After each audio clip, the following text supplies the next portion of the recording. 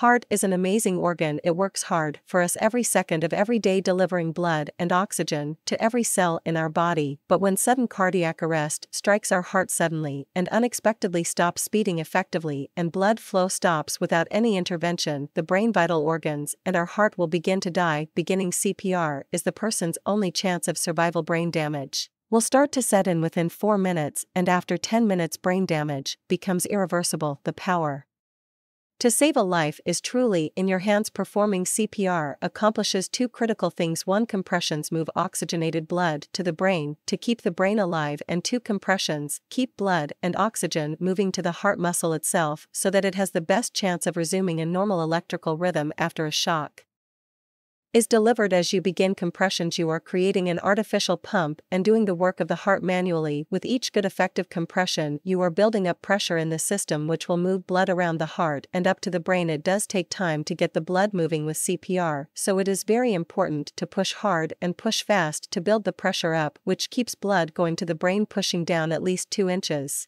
allows for the heart to be squeezed and blood to move out. Pushing at a rate of 100 to 120 compressions per minute is necessary to keep blood pumping. Let's see what happens when we take our hands off the chest. Blood stops moving to the brain. It is for this reason that if you are taking your hands off the chest to deliver breaths or switching roles, it is critical to minimize time off the chest. Watch what happens when we don't push deep enough. Blood does not reach the brain. The same is true if we do not push fast enough. Watch what happens when we push too fast. The heart does not have time to refill with blood, therefore, not enough blood gets pumped out. Watch what happens when we don't allow the body to decompress and allow the chest to fully recoil. The heart does not have a chance to refill with blood, therefore, no blood gets pumped out. So remember, the key purpose of delivering compressions is to keep oxygenated blood moving within the heart and up to the brain. To keep the brain alive, we need to push hard and push fast in the center of the chest. If ribs break, that's okay. What's not okay is allowing the brain to die from a lack of oxygen. So remember, you are their only hope. Do the best you can and don't give up until medical help arrives or an ED is present. You can do it. You